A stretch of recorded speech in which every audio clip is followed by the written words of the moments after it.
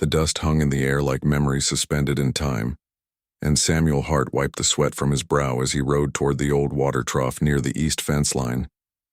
He had been mending fences since sunrise, and the New Mexico sun showed no mercy. Even in early October, at 62 years old, Samuel had learned that ranch work didn't get easier with age, but it did become more familiar, like an old song you could hum without thinking. His horse Copper nickered softly as they approached the trough, and that's when Samuel saw her. A young woman, maybe in her late 20s, sat slumped against the weathered wood of the trough. Her dress was torn and dirty, and even from a distance, Samuel could see the bruises darkening her arms. She looked up at him, with eyes that held more fear than he'd seen in a wounded animal, and something in his chest tightened.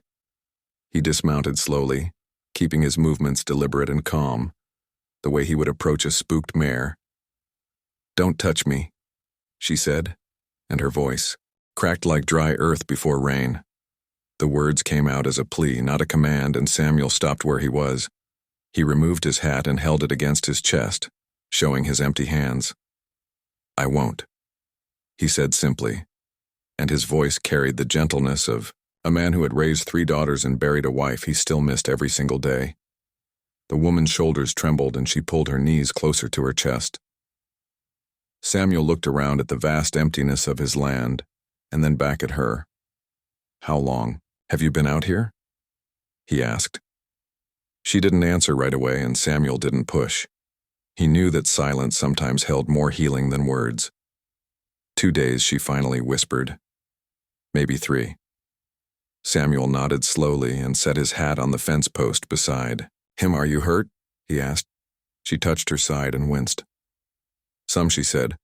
He could see she was dehydrated and exhausted, and the protective instinct that had guided him through decades of fatherhood rose up strong and steady. "My house is about 2 miles. That way," he said, pointing west, "and there's food and water and a spare room with a lock on the inside of the door." She looked at him with suspicion. Born from hard experience. "Why would you help me?" she asked. Samuel thought about that for a moment, and then he said, "Because someone helped my daughter once when she needed it, and I never got to thank them." The woman studied his face as if trying to read the truth written in the lines around his eyes. "What's your name?" he asked. "Sarah," she said after a long pause. "I'm Samuel," and he gestured toward his horse, "and that's Copper." He walked slowly to his saddlebag and pulled out a canteen. "I'm going to set this here," he said, placing it on the ground halfway between them. "And then I'm going to step back." Did exactly that and watched as Sarah crawled forward and grabbed the canteen. She drank deeply, and some of the water spilled down her chin. When she finished, she wiped her mouth with the back of her hand. "Thank you," she whispered. Samuel waited, and the sun moved across the sky. A hawk circled overhead, riding the thermals, and somewhere in the distance cattle lowed. After what felt like an hour, Sarah spoke again. "I can't go back," she said. Samuel nodded. "Nobody's asking you to. Where would I go?" she asked, and the desperation in her voice made Samuel think of his own daughter, Rebecca, when she'd come home at 25 with a black eye and a broken spirit. "Right now," he said, "you can come to my house and rest and eat, and when you're ready, we'll figure out the next thing, and then the thing after that, one step at a time," he added. Sarah looked at him for a long moment. "Will you really not touch me?" she asked. "I give you my word," Samuel said, and his word had always meant something. She stood up slowly, and Samuel could see how much pain she was in. He wanted to help her, but he kept his distance. "Can you walk?" he asked. "I think so," she said. They made their way slowly across the scrubland with Copper following behind. Samuel kept several paces ahead, giving Sarah the space she needed. The walk took nearly an hour because Sarah had to stop frequently to rest. Samuel never showed impatience. He simply waited, looking out at the land he'd worked for 40 years. When they finally reached the ranch house, Samuel's border collie Max came running up barking. "It's okay, boy," Samuel said, and Max immediately settled, sitting at attention. Sarah tensed, but Samuel said, "He won't jump on you and he doesn't bite," and Max just wags his tail like a fool hoping for a pat-on. The head Sarah almost smiled. Samuel led her to the house and opened the front door. The guest room is the first door on the right. he said, "and there's a bathroom attached and the lock works and I tested it myself this morning after I fixed it." "Why did you fix it?" she asked. Samuel shrugged. "Seemed like the right thing to do, and I had a feeling someone might need it." He showed her to the room, keeping his distance. "There are clean clothes in the dresser," he said, "and they were my wife's, and she was about your size."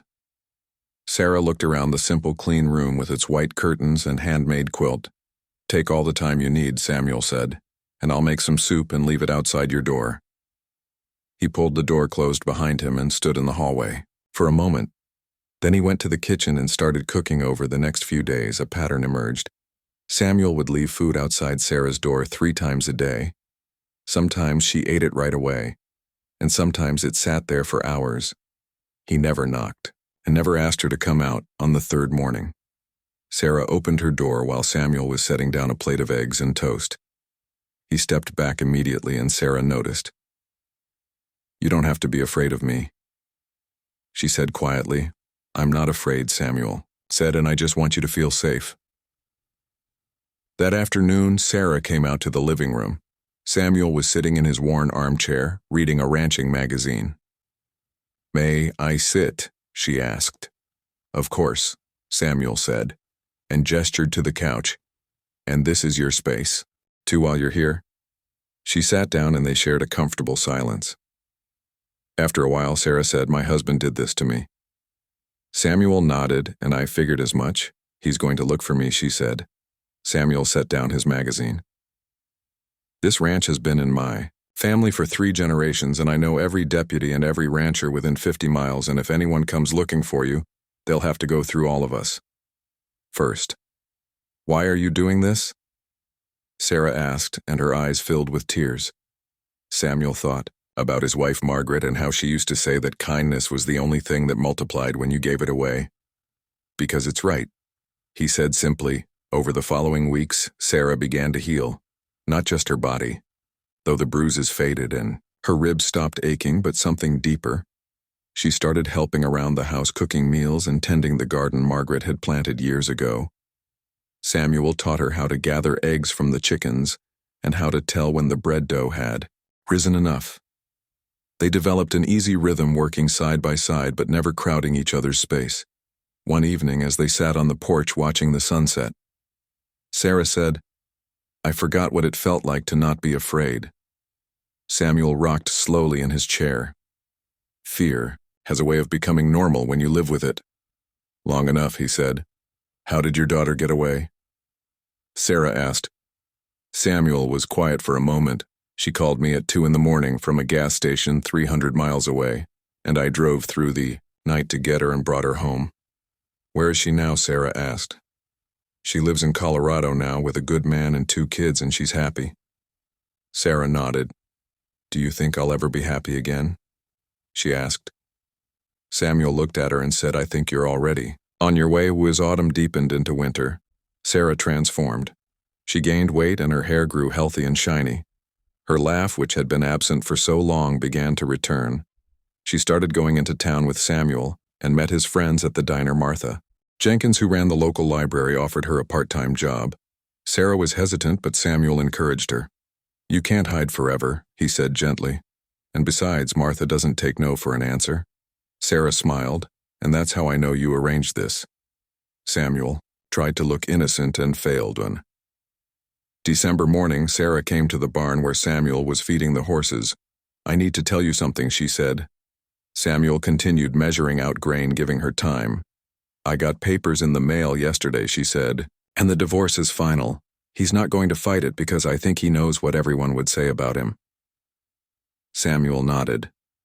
"How do you feel?" he asked. "Free," she said, and then she started crying. Samuel stood still, respecting the boundary they'd maintained. "Would it be okay," she asked, "if I hugged you?" Samuel felt his own eyes water. "That would be just fine," he said. Sarah stepped forward and wrapped her arms around the old rancher. Samuel hugged her back and felt her shake with sobs that were equal parts grief and relief. "You're going to be okay," he said quietly. "I know," she whispered. "And because of you, I know." That Christmas, Sarah cooked a feast and invited Samuel's daughters, who drove in from their various lives.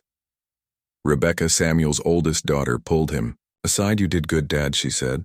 I just did what someone did for you, Samuel said. Rebecca hugged him. That's exactly why you did good. Spring came, and with it, a sense of renewal. Sarah had saved enough money to rent a small apartment above the hardware store in town. Samuel helped her move her things, though there wasn't much, as they carried the last box up the stairs. Sarah said, I don't know how to thank you. You already have, Samuel said, and just by healing and by choosing to keep going. She set the box down and turned to him. You saved my life, she said. No, Samuel said, and you saved your own life. And I just gave you a safe place to do it. Before he left, Sarah said, I'll see you Sunday for dinner. Right? Samuel smiled. Wouldn't miss it, he said, as he drove. Back to the ranch, Samuel thought about the mystery of how broken things could be made whole again, not fixed exactly because the cracks would always show, but made into something new, and maybe